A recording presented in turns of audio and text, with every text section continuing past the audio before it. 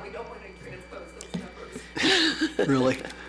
Okay, I'd like to go ahead and call this meeting to order. This is a work session meeting, Manitou Springs City Council for April 26th, 2022. Councilor Chandler asked to be excused this evening, and Mr. Cheney is on vacation.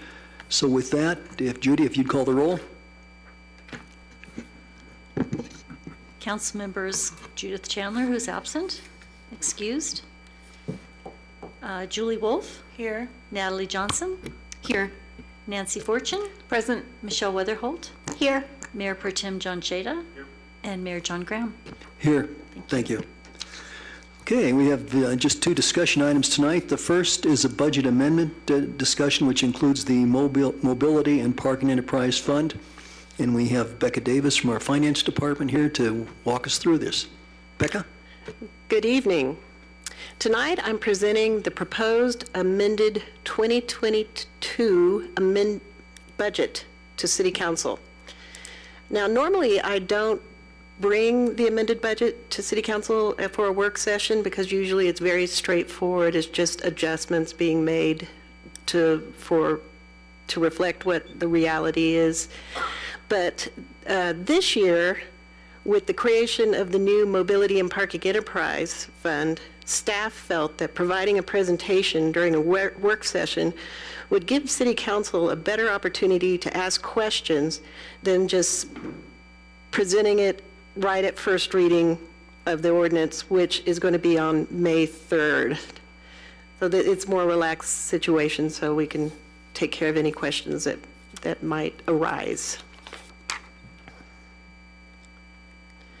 And I always like to include the vision statement that we are a welcoming, accessible, and vibrant small community at the foot of Pikes Peak, and we preserve and protect our heritage and natural beauty and are a renowned destination for arts, culture, recreation, lifelong learning, and wellness.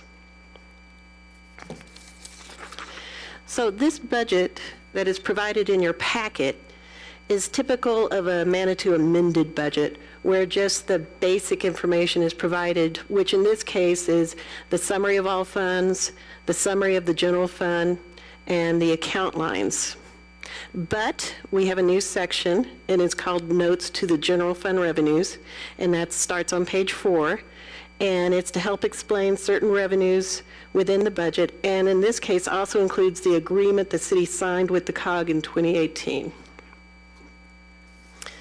Now, the main event for this amended budget is the creation of this newest fund, which is an enterprise fund, which means the expenses are not paid with taxes, but rather with fees. So because no taxes are involved in this fund, it is called an enterprise fund. And it's treated more like a business than the governmental funds are. Now, this Mobility and Parking Enterprise Fund is projected to have revenues of $1,390,774 with expenses of $804,230, which leaves a net position of $586,544. I have some notes at the bottom about revenues that aren't just directly from the parking revenues that were in the general fund and brought over, and expenditures which weren't directly in the general fund and then brought over. And I can certainly get into those if you want, but I don't want to get too detailed on this. Unless you want to, I'm perfectly happy to. Yes? Oh. You said something about the COG city agreement. Is that mentioned on this slide? Or is that pertinent to this slide, or is that Not something pertinent to later? this slide. That is, it's in the general fund. It's revenues in the general fund. And this slide is for the new Mobility and Parking Enterprise Fund. I put it up front and center since it's the biggest change in this amended budget. What did you say about the 2018 city COG agreement when you were, I missed it. It's in this budget. I have put it in this budget. It is pages 4 through 17, and it is part of the notes to the general fund revenues. So on page 4, wait a minute. excuse me. On page 5, there's a paragraph about this particular revenue source, and it references the contract, which then starts on page 6 of this budget, so that everyone can see it, and it's not, and it's very transparent. Thank you.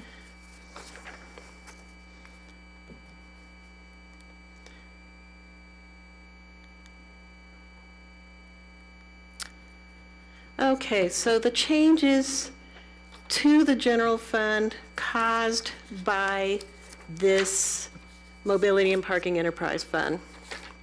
There's also going to be some other changes, but I will get to that later. This is just the changes that are being caused because of the creation of this new mobility and parking enterprise fund.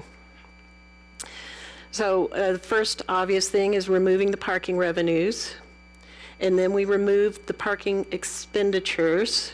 And this is things we're taking from the general fund.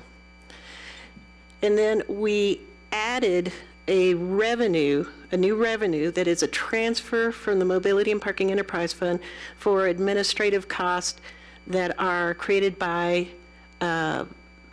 mainly by personnel that are paid through the general fund. So that'd be a little bit of my time, a little bit of the administration's time. And this is just really a starting figure. We are going to have some time where we actually see what exactly the costs are. And so this number here is $28,970. It's probably going to change once we get more of an idea of how much outside of the Parking Enterprise Fund activities that'll need to be paid for by the Parking Enterprise Fund. And then Bar Trail was also moved, the Bar Trail parking lot, those revenues, which are dedicated to that Ruxton corridor, that was also moved over because the revenues are created by the parking lot, Bar Trail parking lot.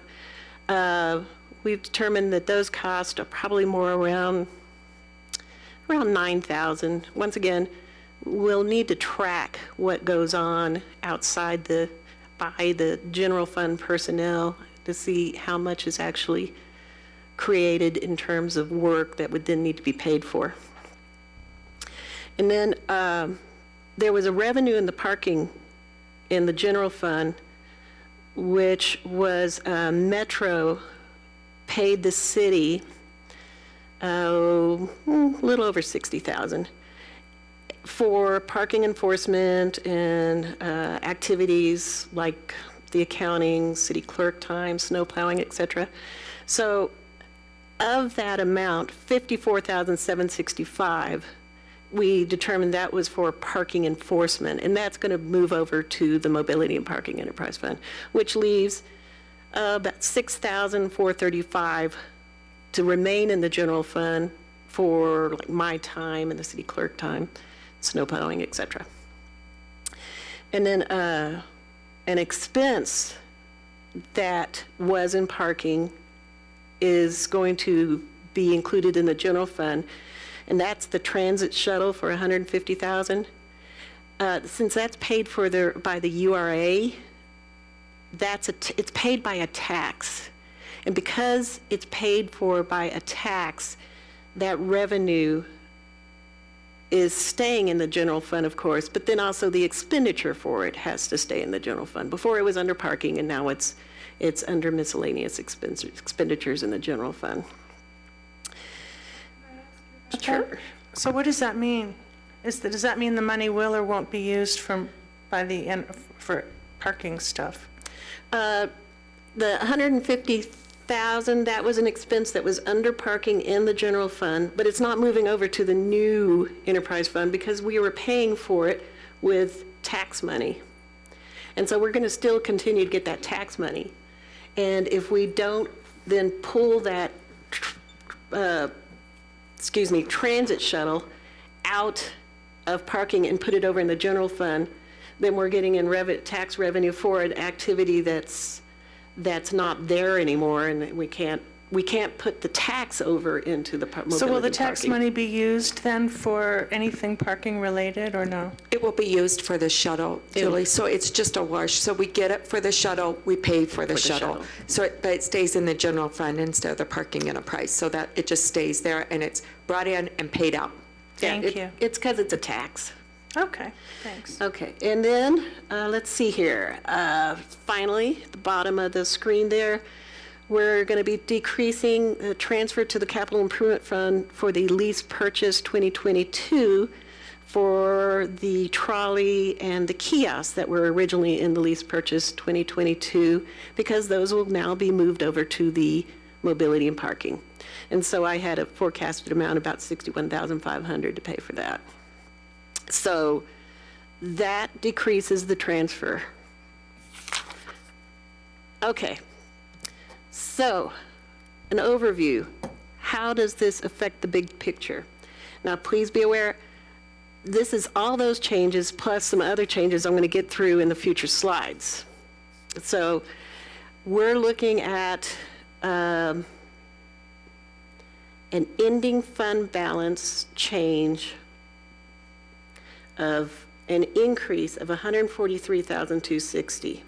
Now, the increase isn't because of moving the parking out. I'm going to get to that.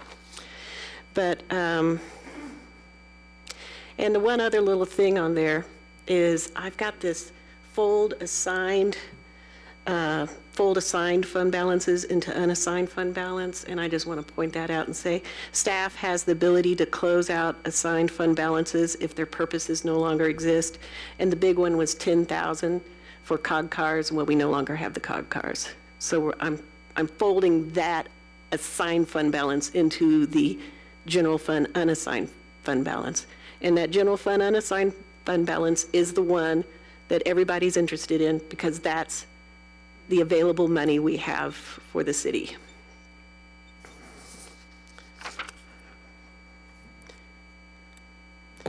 So here's the big reason why we are actually going to have an increase in our ending unassigned fund balance once this amended budget goes into place. And that is that sales tax is projected to increase by about $1 million. And that's because City Council approved that increase in special revenue tax.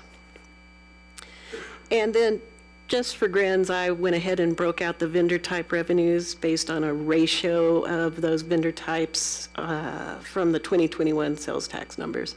So that lets you actually see where those numbers come from. Where does that $8,500 come from? And you can see a little over half of it comes from other and city, which is an important number to remember. Other and city? What does it mean outside of city right Oh, under that? outside? The 1,140,000? Okay, outside of city is the big one, used to always just be the Colorado Springs utilities, because they give us sales tax from the electricity they charge. But now it's because of that Supreme Court case, South Dakota versus Wayfair. Now all these entities outside the state, if they sell stuff to people in Manitou on the internet, So yeah, it's like Amazon. Amazon, et cetera, and we've increased that substantially from about 200,000 to now 1.1. yeah, it's It's a amazing. big increase. It's amazing how big that's grown. I guess all the others are pretty self-explanatory, except for other and city. Other and city is anything that didn't really fit into those other categories. And there's a big gorilla in there, but we're not going to talk about that, unless you want me to. Okay, so payroll increases by department, where there was a 3% COLA increase, and then there's those merit increases, which were in the budget, but the merit increases were all in a lump sum under the finance department, so you could easily see how much that was going to be. And I had projected about 100,000. That also included all the benefits. Now, when I created the amended budget, public services had vacancies, so it came out as actually a negative number. Well, at this time, they are fully staffed, so this savings will probably be reduced. So I just wanted to point that out, that I did have a savings of $28,665. And then executive, we had some personnel shifts out of that department, so that was also a savings in that area. So altogether, the payroll increases was, and this included the benefits, was $51,455. And I think one of the reasons is there was a lot of turnover, so it's hard to estimate your increases when you're doing it back in September of the previous year. So I always prefer to have my expenditures overly estimated than under. And also, please note, police and fire have a compensation study scheduled in July, which may increase those wages. Can you explain how the personnel shift results in negative 55,000? The biggest one is the fact that the deputy city administrator, half his time is now going to be over in the mobility and parking because of his emphasis on that area. Oh. So he's just literally, half his salary has just been literally moved over to there. Okay, I see. Thank you. Sure. Now, here are the other changes to the budget. These are those adjustments I was talking about that just happen when you get into the new year and you realize things are different than what was forecasted originally.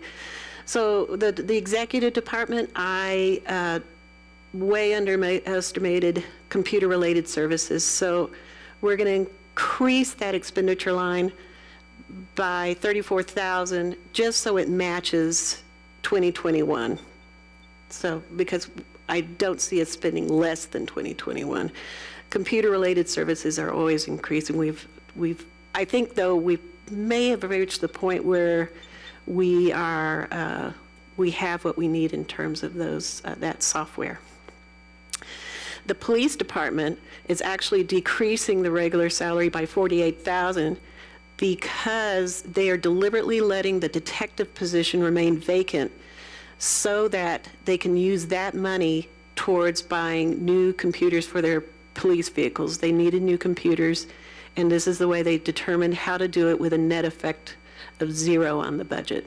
So the salary is decreasing by $48,000, and then we're transferring over to the capital improvement fund that $48,000 so that those computers are purchased from the capital improvement fund. Then after that, we are increasing the capital improvement fund transfer by $100,000 because the city is receiving 2 really nice grants for Creek Walk phases 4 and 5, and I did not get that captured in the original budget. We're getting $500,000 from CDOT and then $400,000 from a state transportation grant.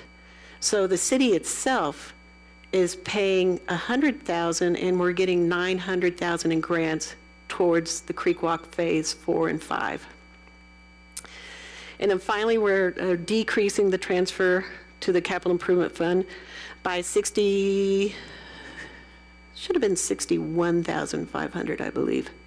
That's due to moving that trolley and parking kiosk out. That number is not matching up. I apologize for that. And then our group insurance, we're having to increase group insurance costs for various departments based on what our real costs are turning out to be. Once again, that's a forecast back in September about what people are going to be taking in terms of medical insurance in the new year. So we're having to adjust up for that. Then we're getting this early warning system, and it's going to cost $60,000, and we've got $30,000 of it going to go under professional services for fire, and the other $30,000 is right now it's in mobility and parking. And then public services, we're increasing that by $22,040 for a street sweeping contract, and the other half of that will be in mobility and parking. That early warning service is for floods, and it was part of our CRS, which is Community Rating System. If we don't do that, it will increase everybody's fire insurance, and we don't, or not fire, flood insurance. So this is important for our residents. It used to be paid by a grant that we used to have through the flood, through the FEMA grants. They stopped paying for it, so we now need to bring it on. The first year is the highest, and then after that it goes down to about $30,000 per year, but we do need to add it because it was part of our CRS system. And let's see here. This is the total of these.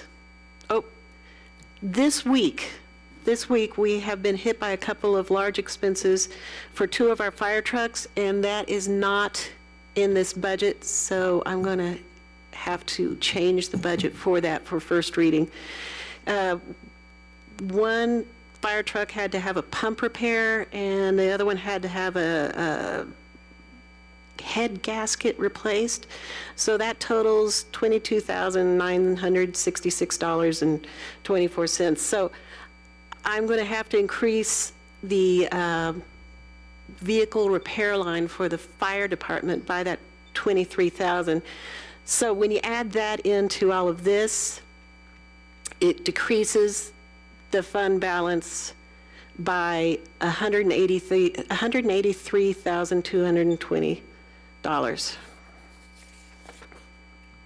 But that's netted out against the sales tax increase. So it's not, so it's not as drastic. Now, the other thing I really have to make some changes on is on our capital improvements fund. Because back, like I said, we do these numbers back in September. And so we're forecasting how these projects, where they're going to be at the end of the year. And some we forecasted that they would be finished, and others that they'd be further along than they actually ended up doing. So once we see where they ended up, then when we amend the budget, we roll those budgeted expenditures that didn't occur in 2022 that we thought were going to occur, in 2021 that we thought were going to occur, we roll those over into 2022.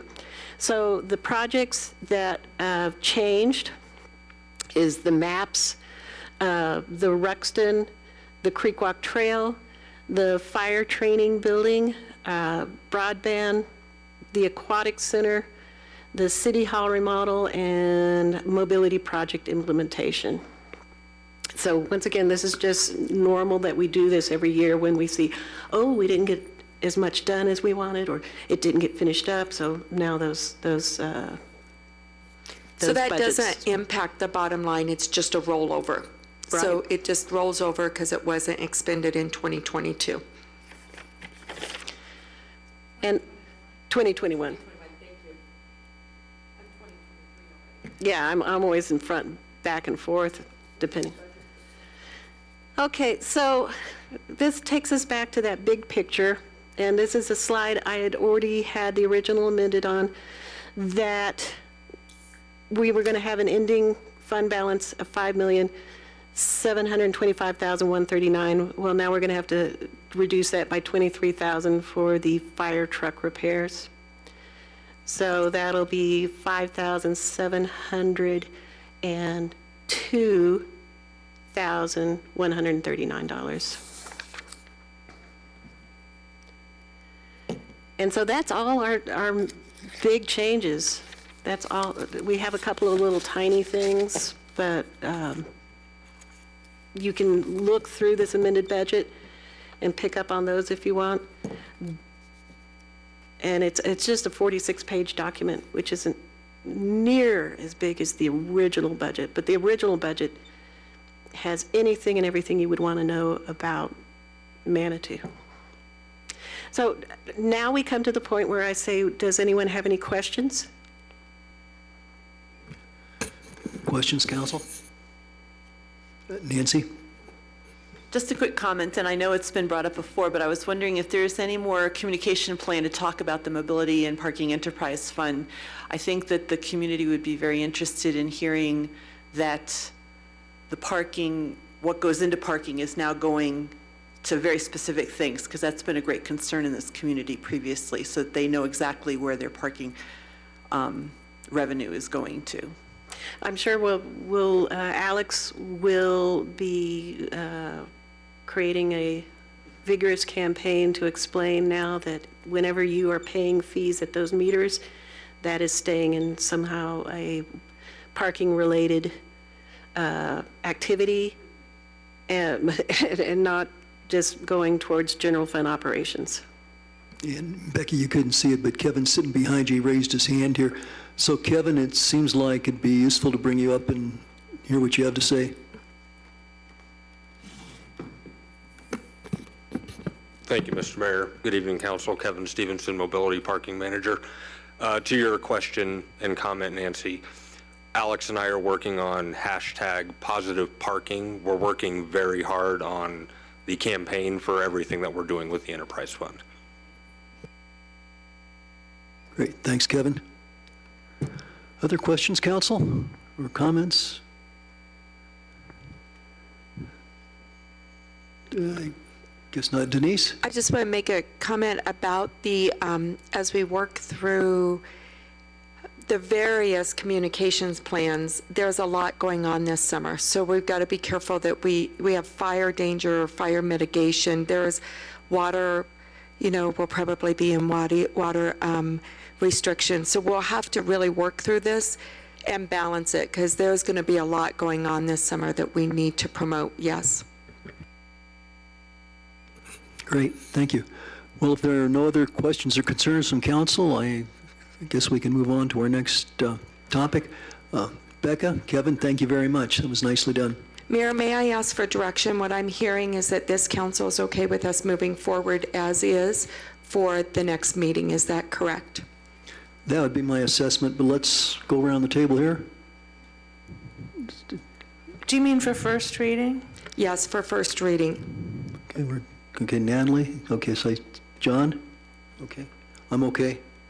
All right, so the direction is that I think we have a pretty good feeling about this, so if you'll prepare accordingly. Thank you very much. Thank you, Council. Have a good evening. Thank you. That was, seems like budget work is never easy, but that went a lot easier than I thought it would. Okay, the next item is discussion of shuttle purchase and route information, and we've got Dole Grabenick here to lead us through that. Dole, you've got the floor.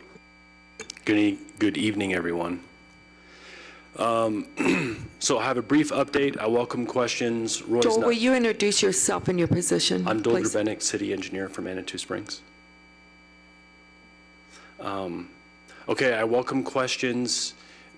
You all have seen 2/3 of this presentation already, so these are additional findings. We're missing one critical piece of information that we were hoping to have by tonight. We haven't quite received it from Gray Line yet. I've reached out to them twice. We just don't have yet their proposal, and I'll get to that in a minute. It's nice having a clicker, thank you. So, we originally came to you with the idea of the trolley, and there were some questions, and there's a significant capital requirement up front, and so we reached out to some local shuttle providers, and they have shuttles, buses, transit options that are similar to what you see on the screen here. And if I'll go through some of these things that we've already seen before quickly. I know there's been some question about the Stantec. It's not Stantec, it's streetlight data that Stantec helped build a database for us to manage and manipulate. And there's a lot of nuances to it, but the important point of this one is in the top of that screen, and I can't read it, but it gives you the origin, and then it gives you the destination of where, yes, they're right there. Oh, you're gonna zoom in. It's okay. So on that one, and you can see the map. And so this may be a little introduction. This might be a good time to introduce the software while we have just a moment here. So Streetlight is this database that you've heard Roy and I talk about, and it manages, it tracks MAC addresses on cell phones. It's completely anonymous. No one knows who it is, but it's randomized data that then they put through pretty complicated algorithms and street networks, and then we can learn about traffic behavior and mobility from the data. Manitou, as small as we are, have a significant amount of data, and it's overwhelming. And so if you wanted to run a report for, let's say, this example right here, which I did one for the US 24 off-ramp, and then I picked the destination as the Hiawatha parking lot. So those, and each vertical bar graph represents a year, and the color code there is the bottom below that graph. This shows a 5-year monthly data volume from cars that go from the US 24 off-ramp to Hiawatha. If I had wanted to do that in Streetlight, I have to go in and do a report for 1 month at a time for every year. So Stantec built a Microsoft BI database that allows us to compile like several terabytes of data in a few seconds. The thing here is that you can just see how in 2021, volume picked back up again to Hiawatha as we were coming out of our pandemic. Yes, Nancy. Thank you. It's hard to, how do you explain the disparity between 2019 and 2021? Looking at the two slides between Hiawatha and the COG, it looks like the conclusion I would draw is that the COG is really driving a lot of that increase in 2021. But that doesn't make sense because it would seem like. I'll go to that slide. No, but even in the Hiawatha slide, it's the disparity between 2019, 2018, 17, 18, and 19. I get 20, why 20 is lower, but 21 really skyrockets in the summer. And how do you account for that? So, especially since we started charging in 21. Yes. So Roy and I can't see the years well enough to know. I think the black is 2021. 21 is black, yeah. And blue is 2020. Correct. Yes. So this is the Highway 24 off-ramp to Hiawatha for this one. So this could be several things. It could be, I think the only thing you can really take from this are the general trend lines of this. I don't think you can relatively compare it to, well, Nancy, it's a good question. I mean, first started as well, but I can't quite equate it. Anyway, it just seems like there's something should be driving that incredible increase, and I can't quite figure out a good reason for it. So I thought you might have something at your fingertips. Well, so one of the things that's always interesting is the data trends in a way that we would potentially expect, right? Except for, like you pointed out, 2020 has a real low drop in volume, especially in January, February, March, like May. Oh, thanks. Especially in a real low, like, April and May show up as nothing in 2020, which makes sense, right? So your phone's about to die, by the way. It's okay, no, we're okay. And your mom says hi. So April and May and June and July for 2020 show real low volumes, right? So then we go to 2021, which is black there, and we're coming out of things, and then we see a big spike in volume, which I do think probably represents visitation to Manitou because the COG opened up in that May of 2021. And then the years before that, you can see various elements and volumes and that kind of thing. And again, it's just the off-ramp to Hiawatha. This is not necessarily representing, oh, thanks, you guys are great. It's not, this is better. It's not necessarily representing the COG yet. The second slide, I think, is, so this one is travel behavior to a particular location, multiple years, multiple months, multiple times, and I just did the weekend on this one. This is like the worst case scenario volumes. And so some of the variations to this can be, and this is how GIS and zone work, is that I drew a zone around the COG parking lot. And then I asked the software, tell me what the busyness is of that zone. Now, we also know, and I can't factor it out, that people who get off at the shuttle to use the incline would walk through the parking lot of the COG. So that could be factoring in some of the volume as well. The cars could be, my zone line could be over in Ruxton just enough, and it's picking up some cars that are driving through, going up to Bar, up to Residence. So the actual extreme spike of the black, I can't exactly predict or explain, but you can tell by the trend lines again that the blue for 2020, and I'm sorry I cut it off, it's the same color pattern as the previous slide for the years. So 2020 is blue, represents a real dip in volumes.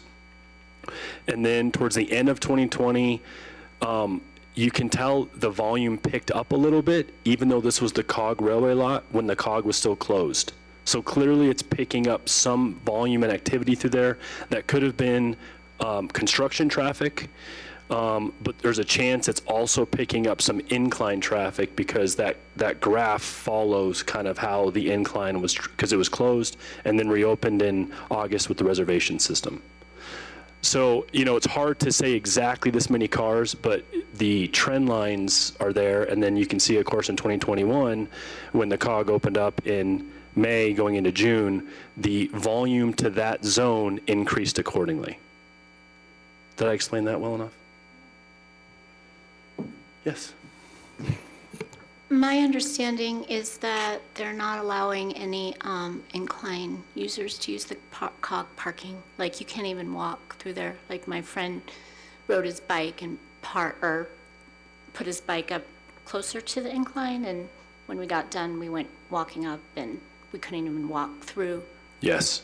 The COG does not, I think for a little while they were kind of trying to help and go this way, but they have so much, they have volume through there. It's also why we're trying to get those power lines buried and those utility poles out of the way in front of the concrete wall there, so that we can maybe have more of a walkway and have, so they can get off the shuttle, walk down, and then back up to get to the incline. But I don't know for sure, but I'm not surprised that the COG is saying, no, you need to go that way. It's in their parking lot. It causes a lot of congestion and problems, so it makes sense.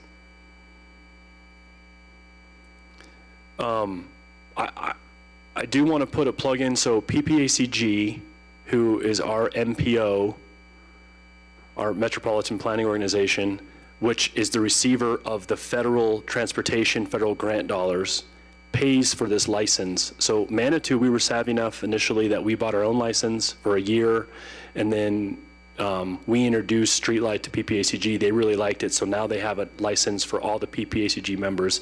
So that's very generous of them. We benefit from it, so I can log in and it saves my data. And so these are the kind of things that we, I'm just beginning. I'm a novice at it, but the opportunities are there. Also, you guys remember we did that little analysis on the potential U-turns near, was it Crystal Park? What was the? And I was able to set 2 gates and then see how many cars entered one gate, and then if they went through the second gate or not. And if they didn't, we figured they turned around. And so, it's pretty powerful, in the right hands, but we're figuring things out. Okay,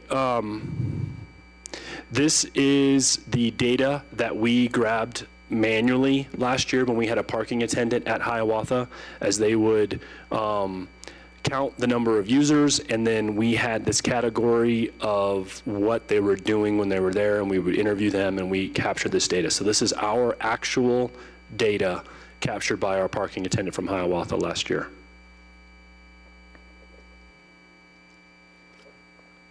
I think the thing here is there's obviously a lot of incline traffic. There's no surprise. One of the questions that has challenged the city is when someone comes and visits one of our main attractions, and let's say the incline or the COG, what else do they do? And this was our attempt to try to help put some data to these questions. Are they here just for the incline? Are they here to shop and eat and do the incline? Are they here just for the COG? And then are they here to shop and eat the COG? It sounds like that, but, or are they here just to visit Manitou, walk around, and just have a good time? So you can see the data there. And we've presented this before. It's not new. We were just reminding everybody. Again, this is the proposed downtown route that we've discussed. This is not new. Again, this just shows whatever transit vehicle we potentially decide on, this is a proposed downtown route. I have a question about the previous slide. What are these numbers? Is this the total number of cars between July 22 and December 10? The numbers on the bottom with the blue line through it. So we have total vehicles and then total head count, and I would have to add that up to see. Looks like it's probably about the total vehicle number. So for the 5-month period or whatever it was, that's total vehicles Yes. over 5 months? Okay. And these weren't every What day. is- I want to mention, this wasn't every day. I think it was 5 Friday. days, but weekends, Monday and Tuesday, I don't think was counted, but it was on weekends. So Thank it's you. intended to show a ratio, but the actual numbers aren't accurate? The actual Because it's numbers- just some random days that you took data? Is that I right? think, Ms. Wolf, I think you've asked this question before, and I think that our answer, if I'm remembering all this, was I think that we had an attendant out there Friday, Saturday, Sunday. So I think this is Friday, Saturday, and Sunday for that time period, July 22nd through December 10th. Okay. I think it was more than that, Dole, but I wish Kevin was here. He could tell us exactly. I thought it was 5 days a week, but I could be wrong. It might have been. And Dole, Nancy? you can surmise that there was about 2 people per vehicle from this chart, correct?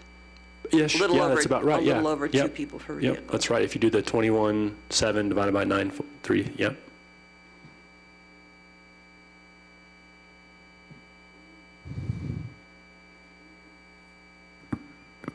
Okay, downtown route, again, this is just reminding everyone of the proposed idea.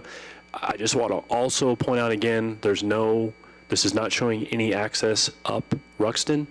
This is really to serve Manitou and then to be defined. And so when we think that, we think residents, we think tourists that are not going up Ruxton, we think employees, however it wants to be implemented.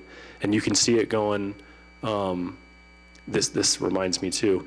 We did talk with Mountain Metro, and we have asked them for the incline shuttle, Route 33, to start turning left on Old Man's Trail.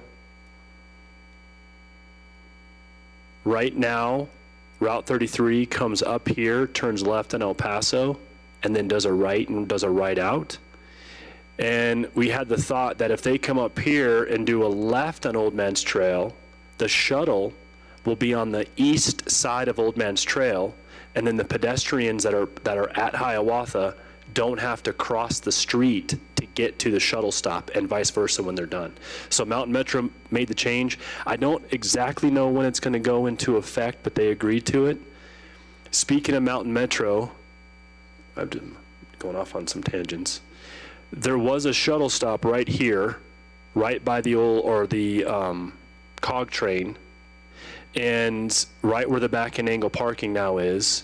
We have moved that shuttle stop from there to over there by the Chase Bank, which is opposing another stop that is on the other side of Manitou Avenue there. Part of the problem we realized is that by the time the shuttle got there, it was already full. And so people would be waiting there, they'd go up to the shuttle, so it was really kind of a non-functional shuttle stop. So Mountain Metro was great. They came out in a couple days and relocated all the signage and hardware from there to over in front of the Chase Bank. So it's there today.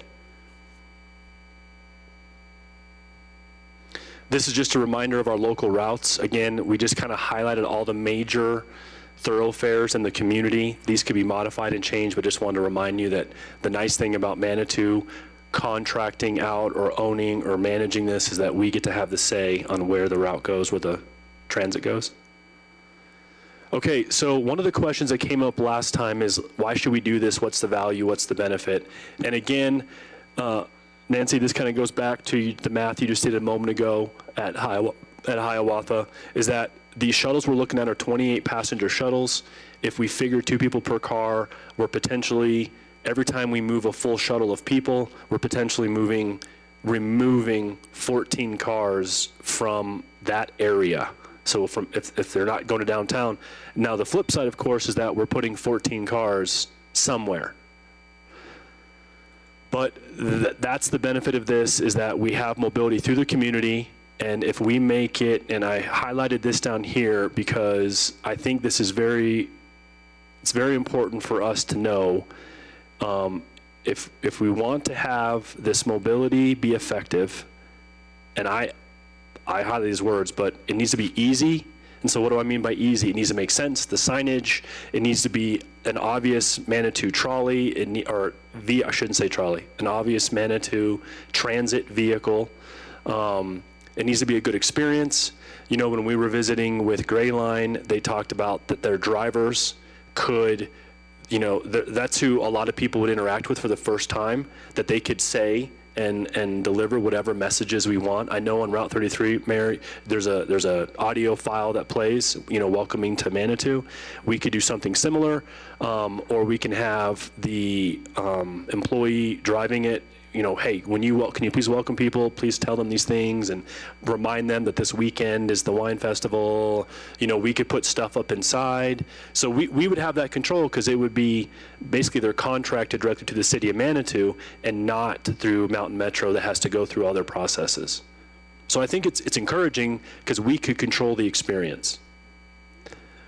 Some other things that I think help define a good experience is that, like I mentioned, it's well communicated. It's easy to understand where you go, where you get off, how to where the stops are, when they're going to come, reliable, consistent.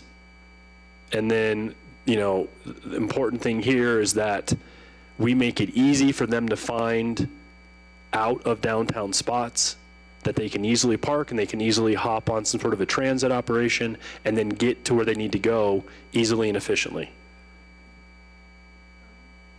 It seems to me that the other factor, and I'm sure you've looked at this, is how frequently the vehicle is going to be running, because who wants to park their car and wait for a half an hour and then be late for your COG ride? Not COG.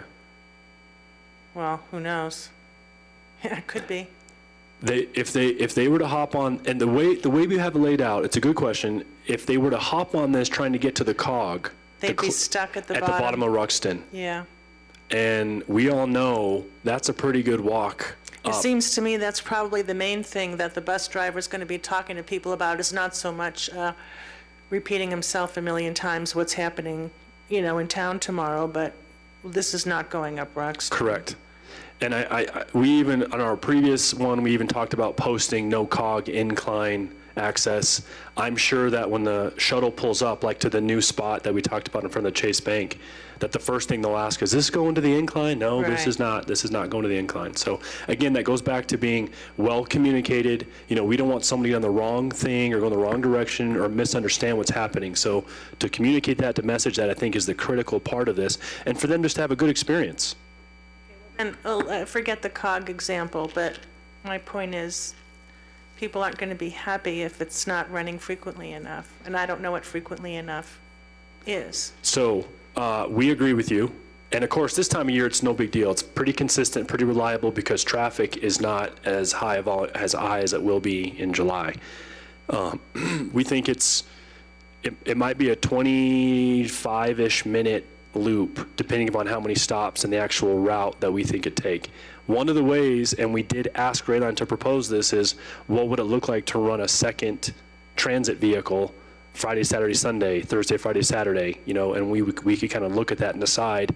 And maybe that second vehicle is only needed 10 a.m. to 3 p.m. Saturday and Sunday, or maybe, you know, we modify it. And again, it goes back to the nice thing about us contracting with them, is that we get to say, listen, we had 45 people in line at 9:45. We need to start that transit at 9 a.m. to get people downtown, or whatever the case may be. So to answer your question, The timing to make the loop is significant because it has to go a ways. It's a slow, cumbersome route. So our best bet is a second, high busy shuttle.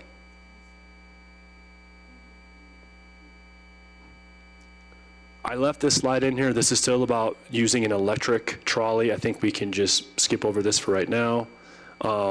This was how much it would cost us potentially to buy the trolley and have Mountain Metro drive it for us. So we can, I think, skip over this right now too.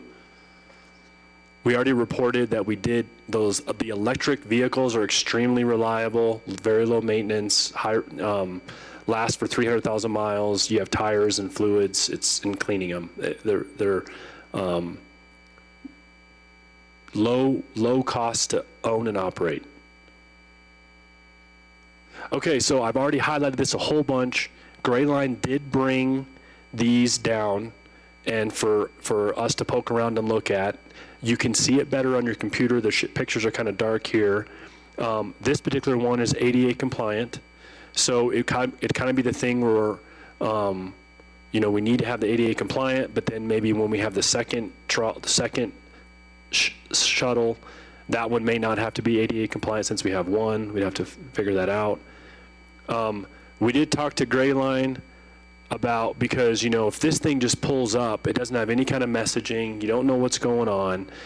We talked about asking Natalie to design, thank you, some sort of a vinyl wrap that could just be adhered and then peeled back off at the end of the year or whenever the time is done, but that does say Manitou Express, and it does say, maybe it says right then and there, no cog incline service. Welcome, the QR codes are big, and they could pull it next to it and just hit it real quick and maybe get a map or timing. But they were open to it as long as it wasn't anything that was kind of permanent paint or something on the side of the vehicle. And I think we would want to do one at the top and the front, kind of in that header situation there as it's pulling up, and just really kind of go with it and make it kind of customized to Manitou. Again, ideally, when Roy and I got on the agenda tonight, we were really planning on, we thought we'd have the contract actually last Monday, and we still don't have it.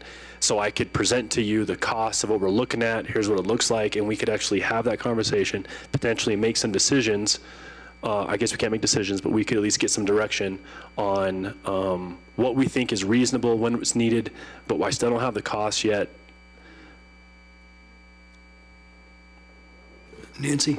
Just to clarify, what you're proposing is to rent or contract with Gray Line for both their operators and their vehicles to get the data then, so that we don't invest in a electronic trolley for the future.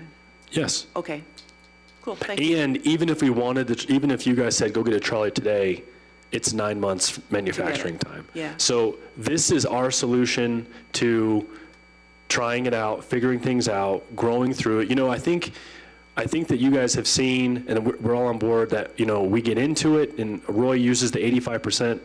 We try to get an 85%, and then we tweak and modify, just like we're doing with the incline reservation system. So our goal would be to get in, and at the end of the day, we're moving people, and trying to improve the experience, but we could be tweaking, modifying. I think we'd probably hear feedback from you all occasionally too. Hey, I'd really like it to do this, and, at 8:30 it should be there because this, school's in session, so we want to avoid the area at that time. Okay, thank you. That sounds good. We already shared this once before. Some of our challenges is that in order to drive the trolley and some of these bigger vehicles, you have to have a CDL. So it could not be, it's not to be, it takes a qualified driver to do it. We could, if Manitou owns them, we'll store them up at Public Works. We could charge them up there if it's electric. I've already hit some of this stuff. And then again, there's some details about, they do have all electric shuttle buses as well. So if we felt like, they're quite a bit cheaper than the trolley, because the trolley is an expensive build out. So, I think that you lose the charm of the trolley, but you gain, you can almost get 2 of these for the same price as the trolley. So you lose the form and you gain the function, Not, the ones we would rent or lease would be diesel or gas. They don't have electric yet, but the point is, we could work our way towards buying one of these electric. Oh, I know, I'm sorry. oh, I'm I'm on the bouncing wrong around. screen. I was just looking at the screen that says all-electric shuttle bus. Yes. And as you were talking about, you can get 2 of these for the price of 1 of those. So you were talking about, can you explain the 2 of these equals the price of 1 of those? Can you clarify that for me? Yeah, that would be our goal, is that potentially. I need to know what the these and the those are. I have no idea what you're talking Yeah, I was on the wrong about. slide, you're right. These 2, the all-electric shuttle bus, we think we can get 2 of these for the price, so about $250,000 each, and then the trolley was about $500,000. These are not cute, and these are not an attraction, and these do not have charm, but we could get 2 of them, which, it kind of is a balancing act of cost and function. And the whole question, what's the difference in the passenger capacity for the 2 vehicles? Very similar, both around 28. This one's a little bit smaller because of this one shows the ADA ramp, which takes away some spots, but they're anywhere so this one down here is up to 20, and then the trolley, I think, was 28.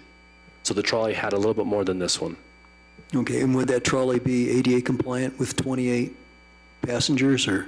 Yes, Okay. yes. It's a little bit bigger. It's a little bit bigger than this. It's Okay. a bigger chassis. This is an E450 chassis, and I think the trolley is like an E550 chassis. Okay, thank you. And then I guess to further muddy the waters, the Mountain Metro buses that are used currently, what's the passenger capacity on those? I think it's 45. I wish Kevin was here. That's fine. I was just kind of looking Because for. they allow standing. I think they can seat 20-something, and then with standing, I think it is like 42 or 43 can handle the diesel bus. Okay, I was just trying to get a feel for the Yeah, difference scale, in yeah. passenger capacity. Thank you. Can I ask a clarification on that? So Yes, please. did you say 20 passengers roughly would fit in the electric bus as opposed to 28 in the trolley? Did I hear that right? Yes. Part of it's just the inefficiency in the chassis. Like these ones have the engine still, they have this compartment up front, and then the trolley has it all integrated in, and it's, the trolley is more like the Mountain Metro buses, where it's big and open and walking. These are more like the shuttles that you would ride when you go to the airport, and they pick you up in the parking lot and they take you to the airport. What's that word? Terminal. Okay, Natalie? I just wanted to add a comment. We used these buses for First Friday Art Walk for a while through Copper. They paid for those, and I believe that folks were pretty comfortable using those, and they went all over the place. And then they also hired actors to kind of guide people on there, and they would sing songs and do a whole variety of things on First Friday. So I don't know if it would help in terms of numbers, but I could probably get some feedback on how that worked. I don't know if that's helpful. But. Thank you.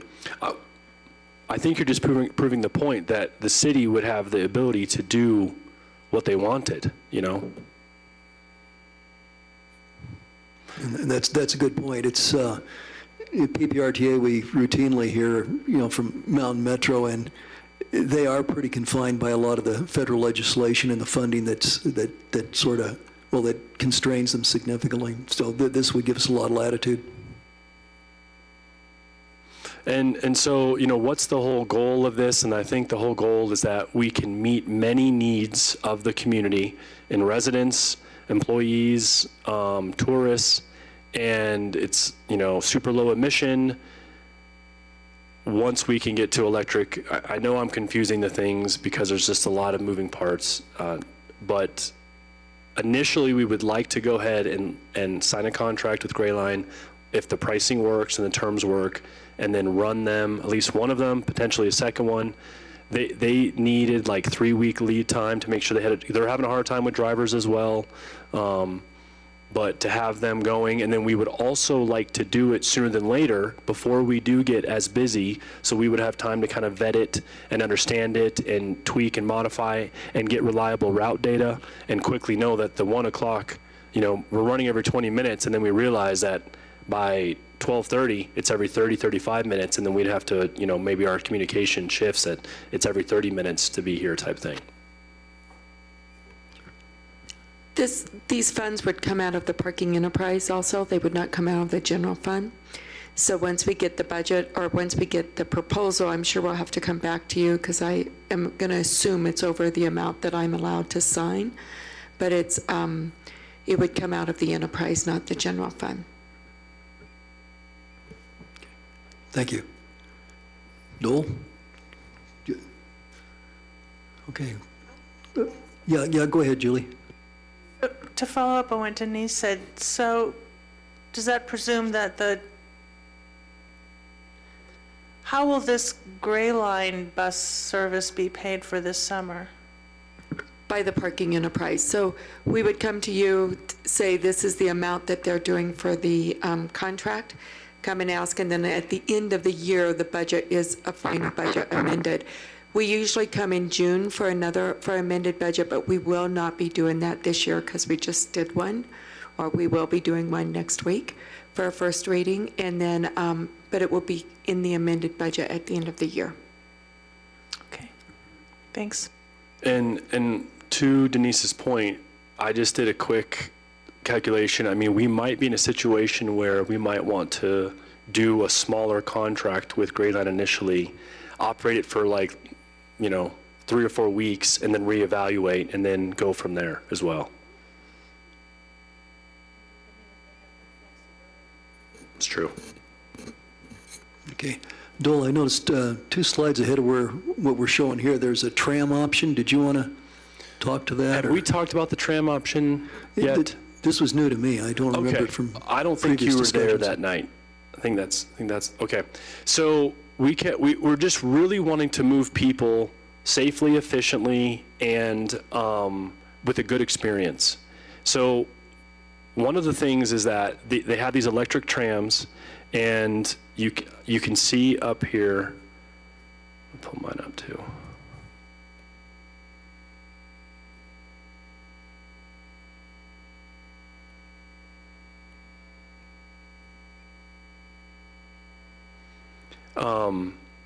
Couple things about these is you can see, this is an example. This is pretty much the exact one we think would be ideal for us.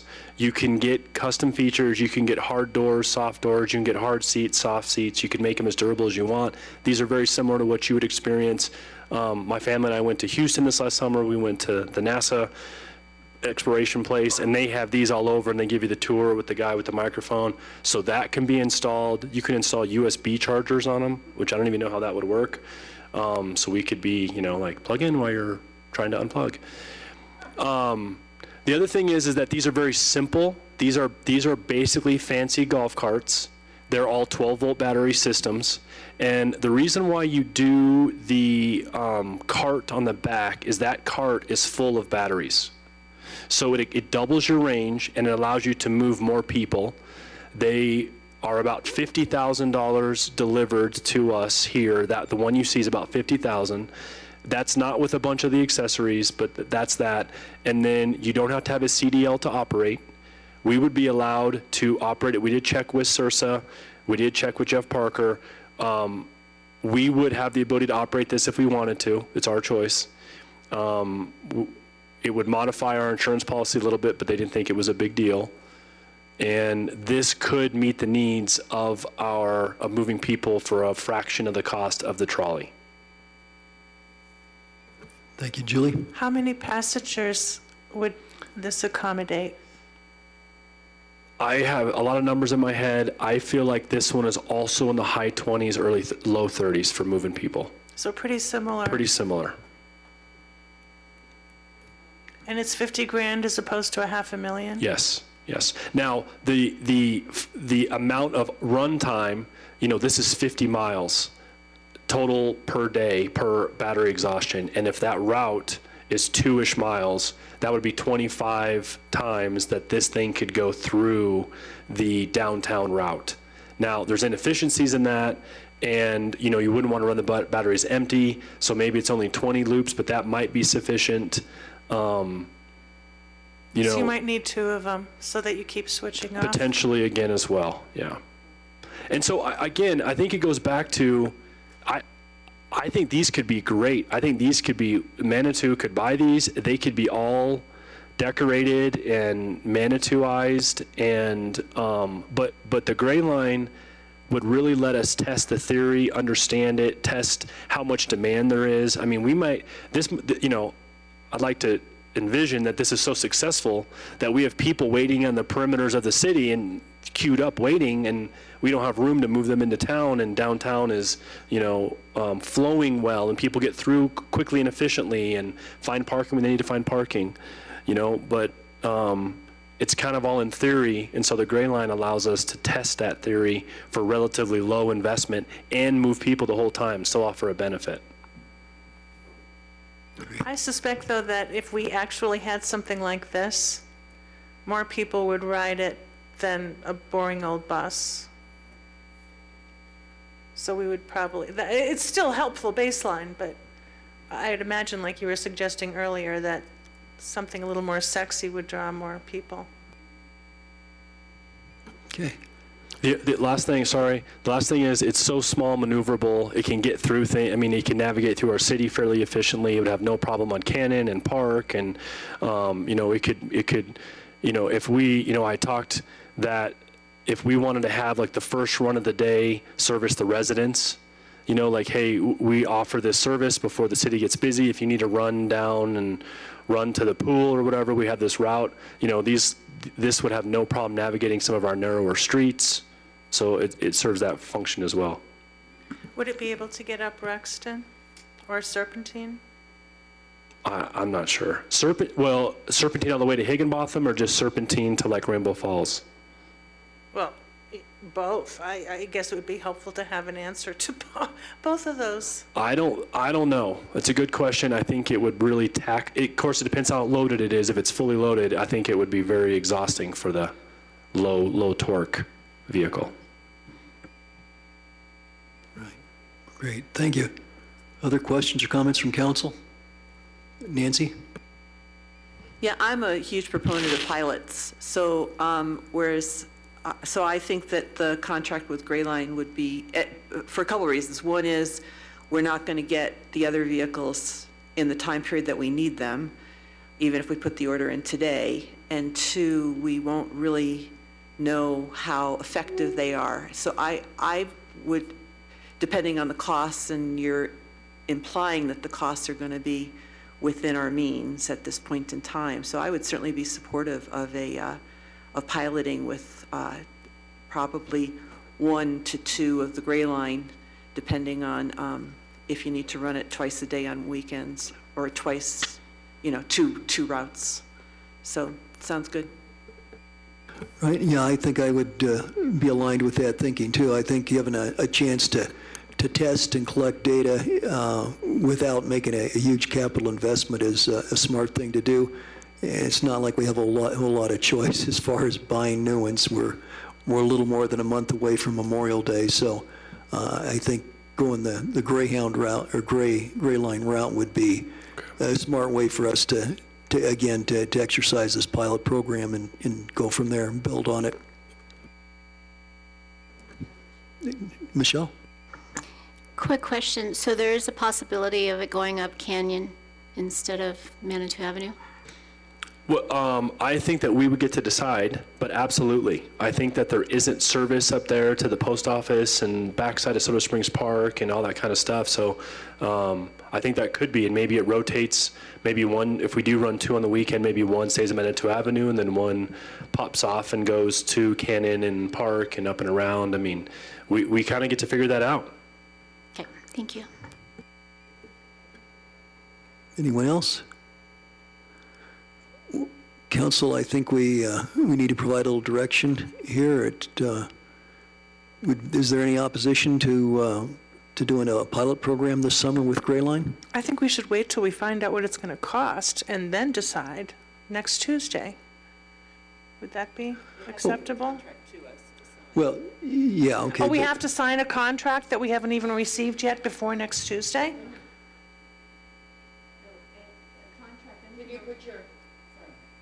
Anything over $50,000, council has to approve it. So we have another opportunity at this, but to give guidance tonight to Dole to pursue having a pilot program with the Gray Line, unless you have another suggestion. I'd like to probably vote to pursue it, but I'd like to know the cost first. That seems reasonable. I mean, that's basically, that's just the direction to keep working negotiations with Gray Line and give us a price as soon as possible. Is that your thinking there, Dole? Yes, and again, we set this up with the intent of having the contract in front of us to discuss, and it has not arrived yet. I do think there's a chance that we will potentially, I guess depending upon, because we can control the scope. I mean, we can tell him we want this for the rest of the summer, or we can say we want it for 8 weeks, and we can kind of control how much we're committed to through them. So I guess we can kind of review the cost when they send it in. But yeah, thank you. I mean, we would like to continue to support, process this and get them under contract as soon as we could, see how soon they could start.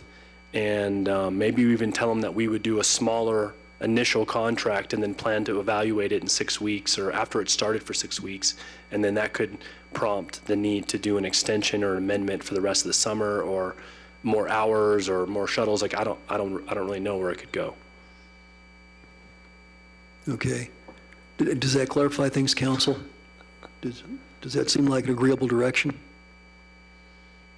Do Okay. we also need to talk about the EV shuttle and whether or not to purchase? Can I make a recommendation on that? Is it okay? May Yeah, I? please go ahead. I think it's too early to purchase something. I think we do need to do, and Mr. Shader, you may have been working at HP when I did this. I did a shuttle along Garden of the Gods at one point for lunch hour, trying to manage the traffic. And you don't know until you do a test pilot.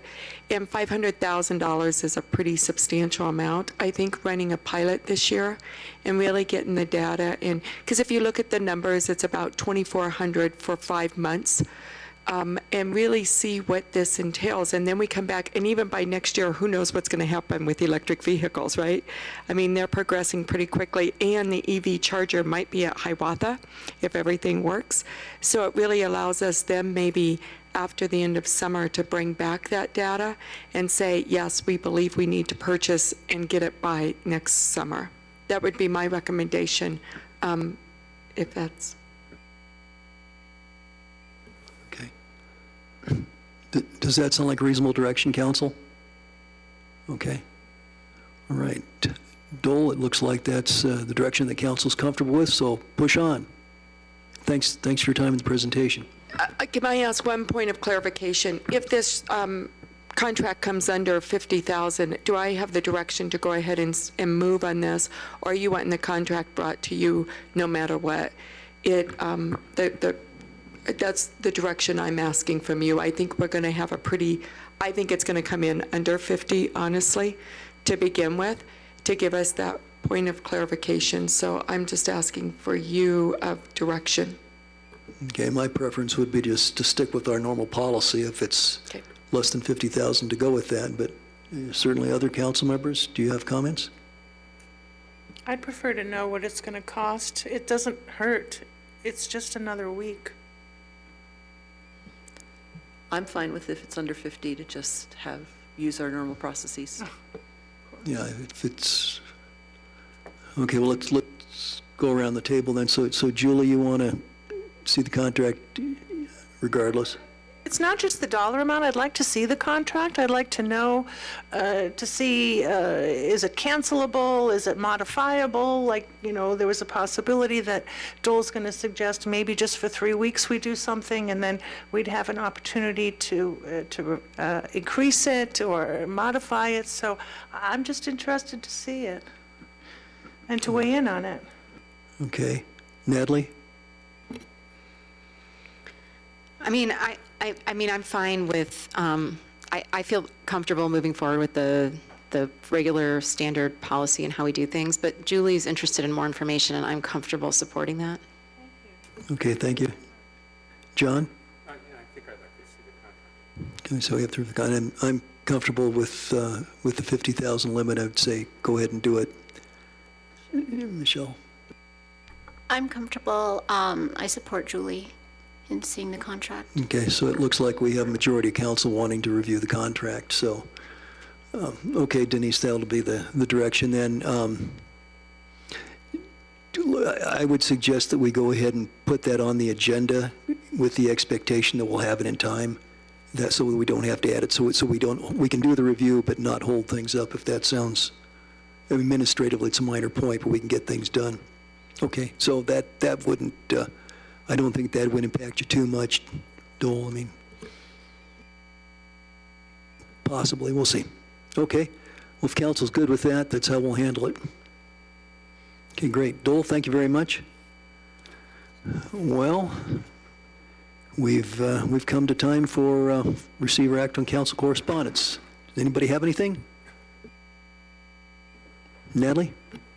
I just want to mention that this Saturday from 1 to 4 p.m. At the library and Manitou Art Center, we're going to have Repair Cafe.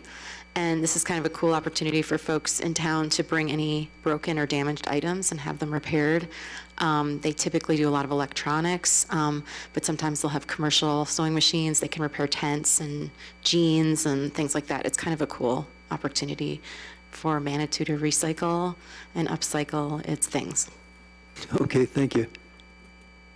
Nancy?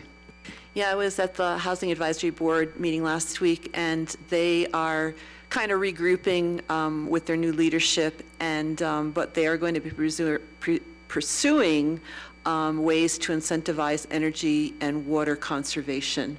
So kind of exciting if they can get some of those incentives off the ground. Great, thank you. Anybody else? I guess not. Denise, City Administrator's report? Just a couple of things. As you know, fire danger is high, and we'll be continuing to educate and to put out the notices. We're also doing some pretty aggressive fire mitigation. So you'll see some taller grass we're going to trim in the city, try to pick up some dead limbs, those type of things to really help with the inner city if a fire was to start out. So you'll see us really working on that. Fuel breaks, defensible space throughout the community, we're working on those. One area that's a primary concern right now is the Deer Valley Park, Intamin Trail, and open space lands. So you'll see us working diligently. We're trying to get volunteers, and Skylar is leading all of those efforts. So as you see them, just know we're doing everything we can right now with the fire risk that's out there. Arbor Day is April 29th. It's a National Arbor Day, and so we'll be doing April 29th from 10 to 12. We'll be at Memorial Park planting some trees. Soda Springs Park Phase 2, we're getting ready to work with Payroll on that, so you'll see some meetings coming up that will want public input.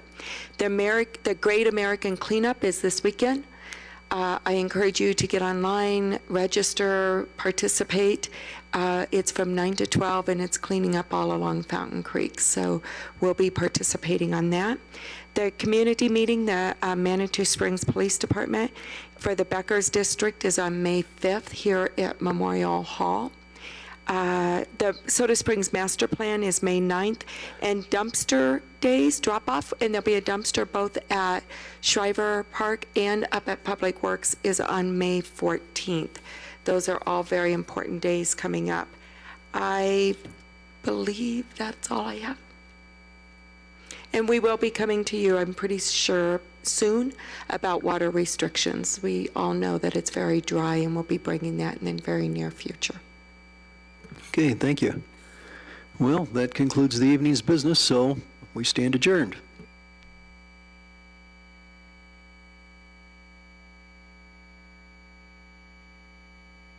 Recording stopped.